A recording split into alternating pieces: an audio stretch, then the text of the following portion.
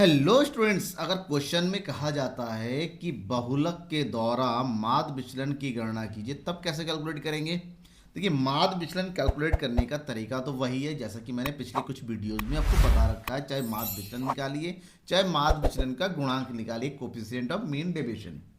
Formula होता है पर बहुलक से माध्य विचलन निकालने के लिए सबसे पहली बात तो है आपको बहुलक चाहिए।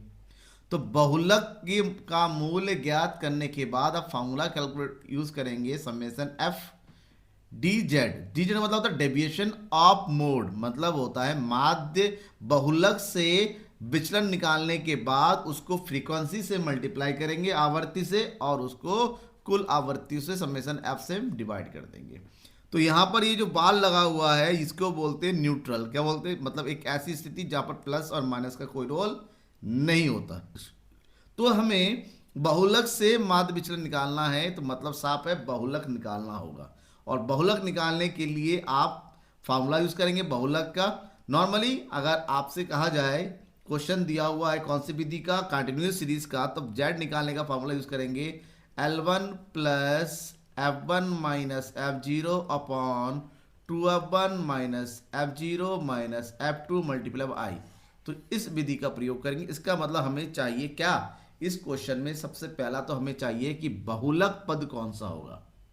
और बहुलक पद निकालने के लिए बहुलक समूह चाहिए। और बहुलक समूह निकालने के लिए दो विधि है, एक तो निरीक्षण विधि और दूसरा होता है ग्रुपिंग मेथड, समूहन विधि। अब क्वेश्चन कैसे दे रखा है इस बात पे डिपेंड करता है कि हम बहुलक कैसे निकालेंगे, क्योंकि बहुलक निकालने के बाद ही माध्य विचलन निकलेगा।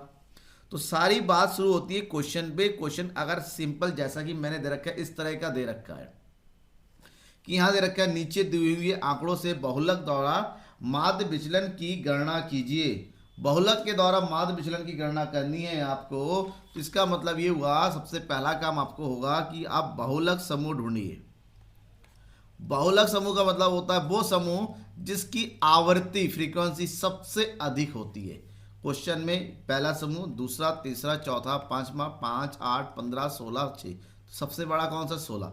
तो पहला स्टेप में 16 है। दूसरे स्टेप में देखना है क्या 16 के आसपास कोई ऐसा कोई जिसकी ग्रुप बड़ा हो, तो 16 का ग्रुप ही सबसे बड़ा होगा, क्योंकि 15 के ग्रुप में 16 और 8 ऑटोमेटिक 16, 15, 6, ये 16 का ग्रुप बड़ा हो रहा है। तो हम फ्रीक्वेंसी के रूप में हम 16 वाले ग्रुप में यानी कि 30 और 40 को हम लेंगे मॉडल ग्रुप, यानी कि बहुलक समूह।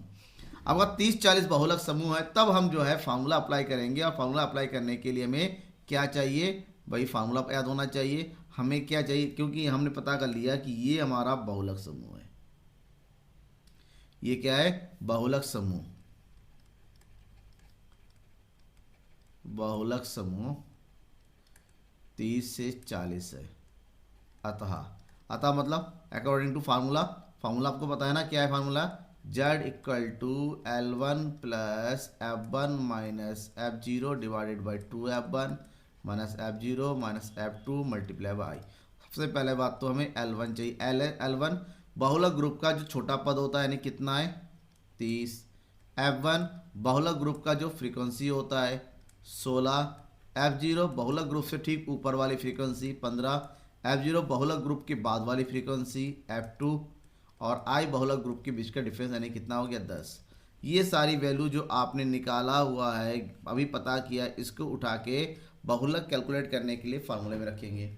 तो L1 कितना हो जाएगा? 30 प्लस F1 हो गया हमारे पास 16, F0 है 15 divided by 2 multiply by 16 minus 15, और F2 कितना है? 6 मल्टीप्लाई बाई 10।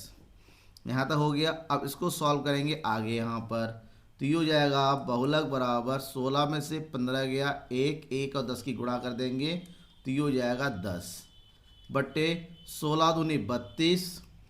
32 में से 15 और 6 कितना हो गया? 21 को माइनस कर देंगे, कितना हो जाएगा? ये 30 प्लस 10 बट्टे 32 में से 21 गया, बचेगा 11।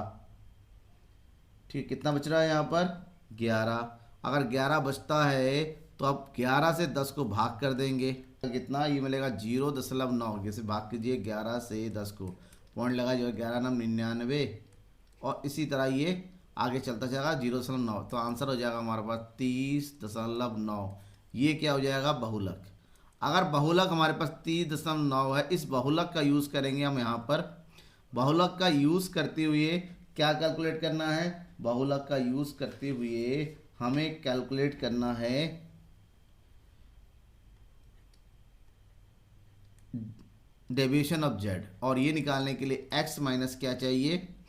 एक्स माइनस बहुलक जेड। ठीक है,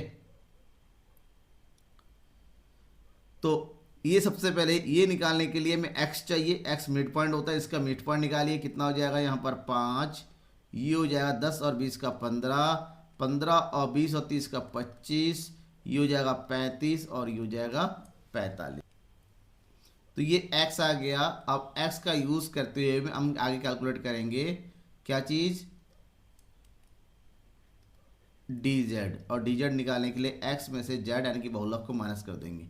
बहुलक हमने कैलकुलेट किया कितना? 30.9 आया बहुलक, 30.9।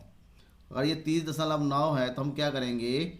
5 में से 30 को माइनस कर दो, क्योंकि यहाँ पर प्लस माइनस का कोई रोल नहीं होगा। तो 30.9 से 5 माइनस कर देंगे, हमारे पास बचेगा 25.9।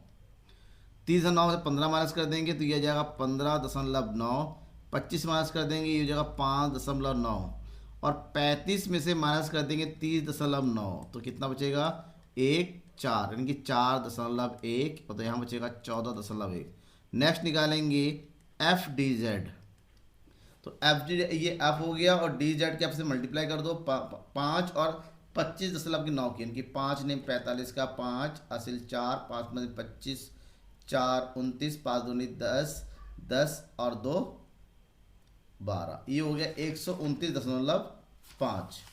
ठीक है, फिर गुणा कर देंगे 8 और 15, 8 नीम 72 का 2 हासिल 7, 8 पंजे 40, 40 और 7 47, 8 के 8 और 4 12, 127.2। 15 और 5.9 की गुणा करेंगे तो ये मिल जाएगा हमें 88.5। ठीक है, 16 और 4.1 की गुणा करेंगे तो ये मिल जाएगा हमें 65.6।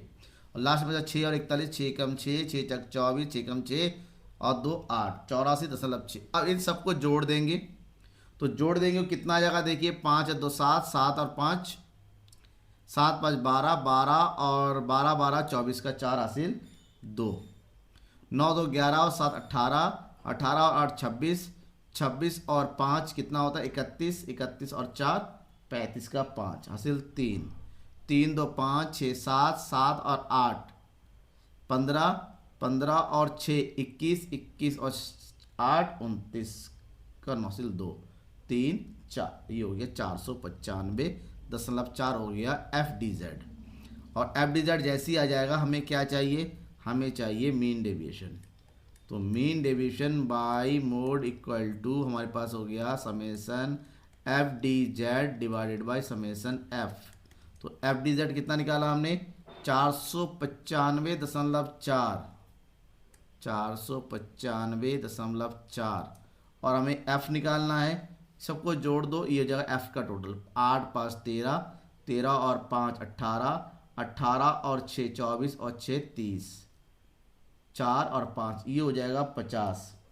यानी कि समेसन एफ कितना हो गया? 50। तो यहाँ लिखेंगे 50, 50 से भाग कर देंगे इसको, ये हो गया 5 नियम 45, बचेगा 4, 5 नियम 45.0548।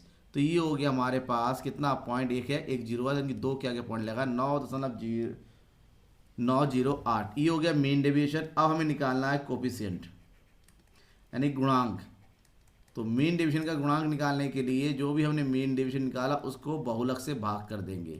तो 9.908 को बहुलक कितना आया?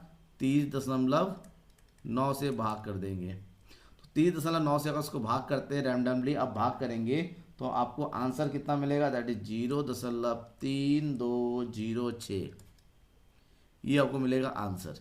यहाँ तक आपको कन्फ्यूजन होता है, कोई डाउट हो रहा है, अपने डाउट्स को मुझसे पूछिए। ठीक है, थैंक यू एंड बाय।